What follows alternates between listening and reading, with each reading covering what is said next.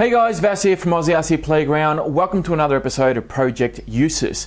Today I'm going to be showing you where I'm up to with the Rustler. I'm also going to be showing you the last few components that I'm going to be installing in this truck, and we're going to finish off with a running video, just a very quick thing. So we are going to see the Rustler running today. Yay! So, where are we up to with this guy? Well, as you can see, I've made a fair bit of progress here. I'm going to take you through just some of the things that I've swapped, some of the things that I've kept, but what I want to do is after this episode, I actually want to do like a review, like a follow-up, and just give you guys a bit of feedback in the whole process of me buying this Rustler, stripping it down, some of the issues that I came across, and just give you guys, just a heads up on some of the things that you should and shouldn't do when you own an RC or when you're trying to sell an RC or even buy one.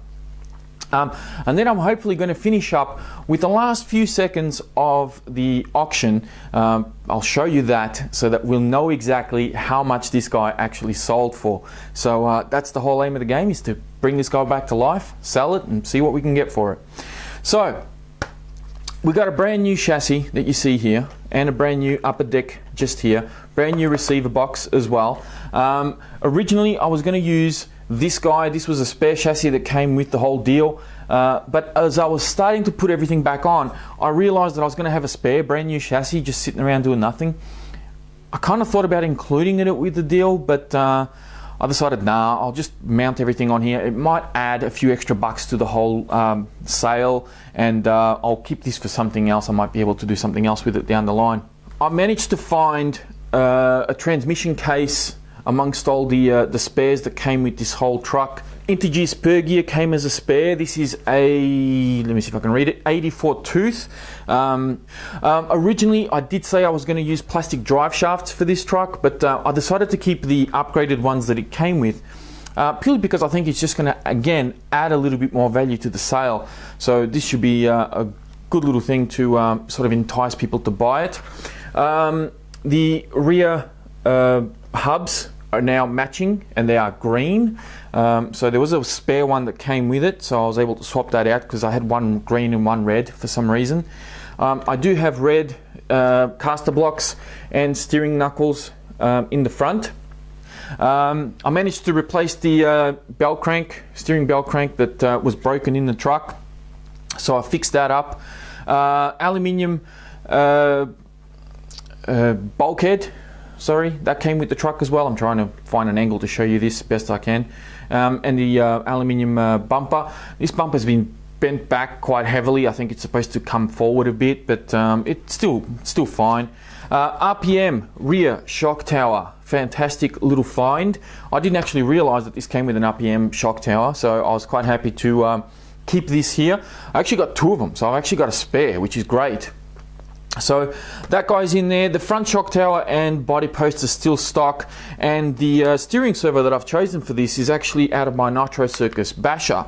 I actually swapped out the servo in that truck to a Savox, and I figured, hey, if it's good enough to be used in a 1/8 scale monster truck, should be fine in a 1/10 scale rear wheel drive little paper clip like this. So because it is quite light, doesn't weigh very much. Wheels and tyres are the Anacondas. I'm going to keep them on there. They're the only four that are actually matching, although I do realise this one here is mounted backwards. The directional arrow is actually facing this way, so but there's nothing I can do about that unless I unglue the tyre and flip it around, but I'm just going to leave it as it is. At least the other three all match. So the remote we're going to be installing is the Duratrax A35E remote. I've actually got a receiver for that buggy for my Futaba 4PLS, which owes me about 30 bucks. So technically this remote only owes me about $30 for this truck. So that's what I'm going to be using for it. Shocks, the original shocks I've I've decided to use the original shocks that came with the actual truck. Obviously these aren't original. Well, these aren't original Traxxas shocks. I'm not quite sure what shocks these are, but the springs are Traxxas springs. I actually pinched these out of my Stampede. That I have different springs for that anyway, so I've pinched them out of that. Rebuilt the shocks. I cleaned them all up.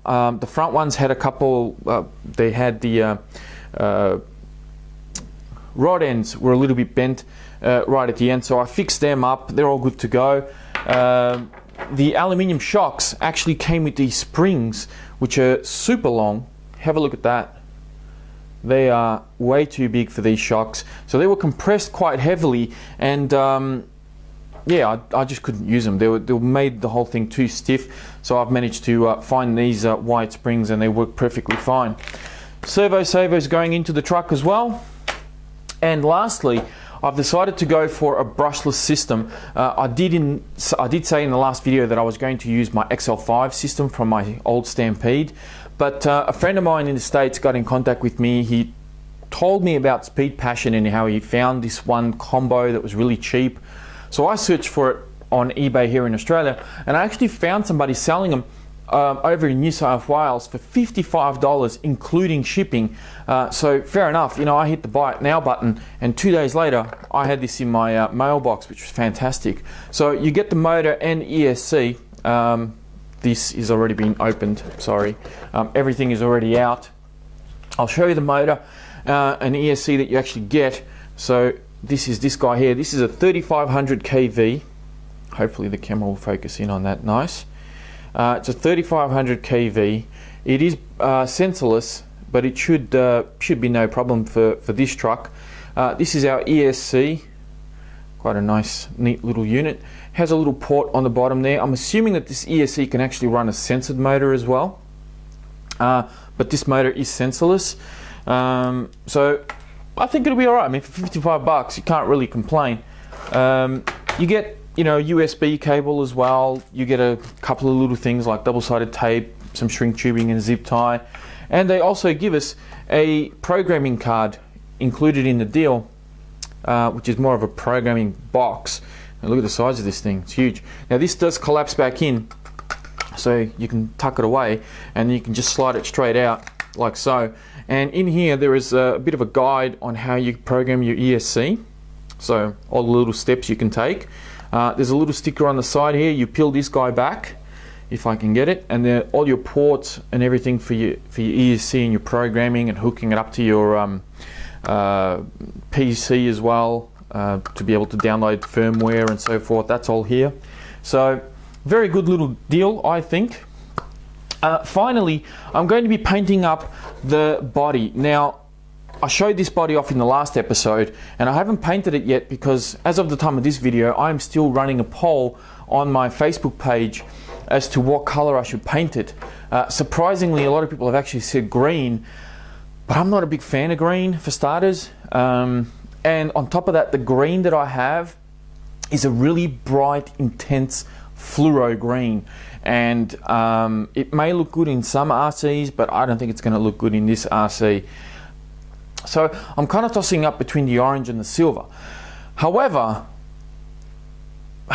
probably one of the more famous rustlers out there is Duracell's R1 Rustler, which is orange. He's got, I believe it's the same body as this, and he's painted it orange. And I don't want to sort of try and copycat his Rustler in any way, because this would not do it justice. He spent probably, I don't know, a couple of grand's worth in his, and this thing's, you know, a couple of hundred. So it's not going to be in the same pedigree, and I don't want it to be. So I don't know if I'm going to go the orange. I'm thinking more the silver. Somebody did mention black, but I think the silver might probably, I don't know, might be better. Especially against, you know, with a bit of orange highlight in there. I think it'll look really good. So I may go the silver. I'm not 100% settled on it yet. You'll see the finished product once I do the running video. So that is pretty much everything that I've got now to finish off this truck. Hopefully we can get it running. I'm going to show you some footage of me putting all this back in, and finish off this video with a bit of some running footage. Alright, so I started putting the first shock in. Got that guy in nice and easy. I actually got some spare stainless steel screws from my Gravedigger build, so I've mounted one of the stainless steel screws on the front there. Shock seems to work really well. I'm actually quite happy with how that's turned out. And I unbolted this top plate to mount my servo saver Now, a trick here for newbies is when you do this with the steering servo, you want to power your steering servo so that it neutralizes, and then you can mount your servo horn or servo saver or whatever it is that you're mounting onto it. That way when you power it up, the servo doesn't just all of a sudden kink to one side, because it will default to neutral or whatever your settings are on your remote.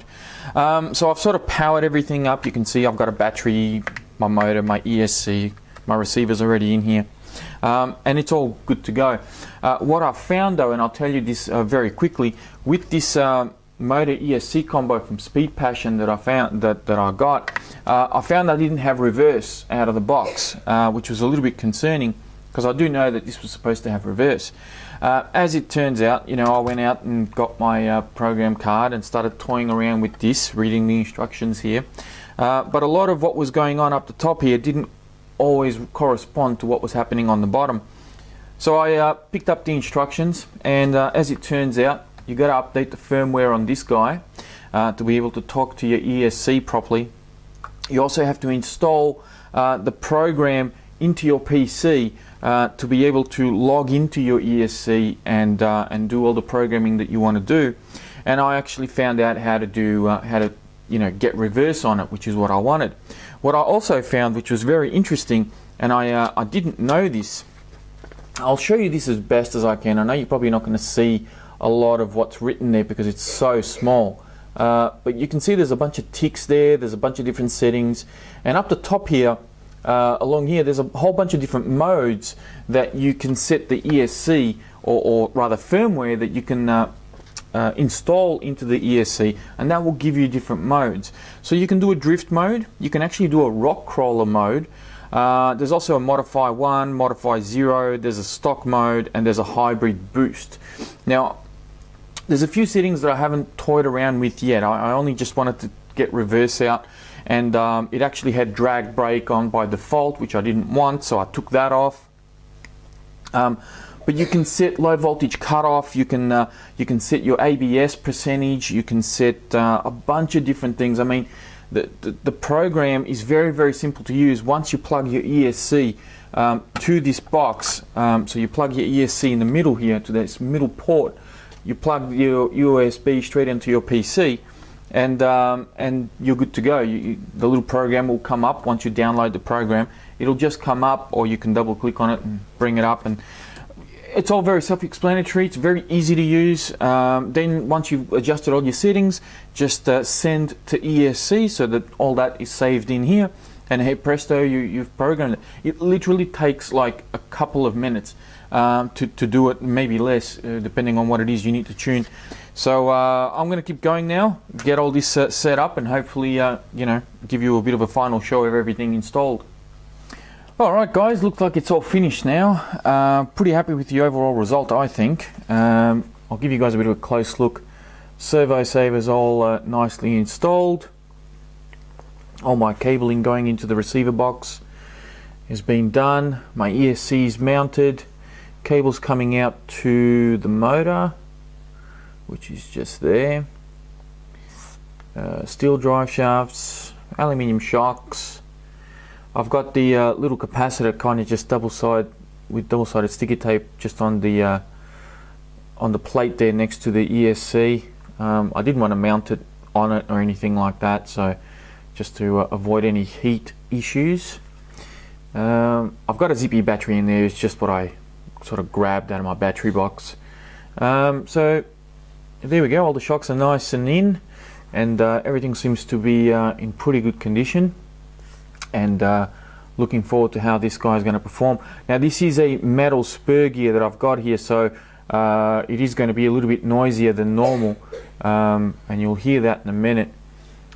So I'll pop this guy on here. Actually, before I do that, I'll just show you the suspension and how it sort of feels. I will say there's very little travel in the back. It's a little bit stiffer than I would have liked. Obviously that's due to the shocks, but it's not too bad. The front feels really good though. I'm really happy with how the front seems to be performing, so I'm quite happy with that. So I'll pop him on this tire just here, and we're gonna power it up. Obviously the only thing I need to do, of course, is put the little cover which I have on the spur, but for the time being we're just going to power this guy up and just see how it runs. Hopefully everything works okay. So my steering, actually this is kind of in the way, I'll bring this over here. It's quite a noisy servo, I'll give it that. And now we'll give it some throttle and just show you how it's sort of running. So all working very nicely. And you can see how the brakes work quite well on this thing. I've got it at about, I think, 40% reverse, so it's still going to have a little bit of speed in reverse, which is not bad. But the good thing is, I mean, I've got the brakes set at about 20 or 30% from memory. So when you do give it full punch, it's going to slow down quite well. It's not going to have that instant stop that I've seen with a lot of motors and ESCs in the past. So that's probably going to save my motor a little bit, so it should work out fine. And that's pretty much it. I mean, there's really not much else I can show you here on the bench. Now it's just a matter of going outside and testing this guy out, and I'll show you the new body as well, all painted up.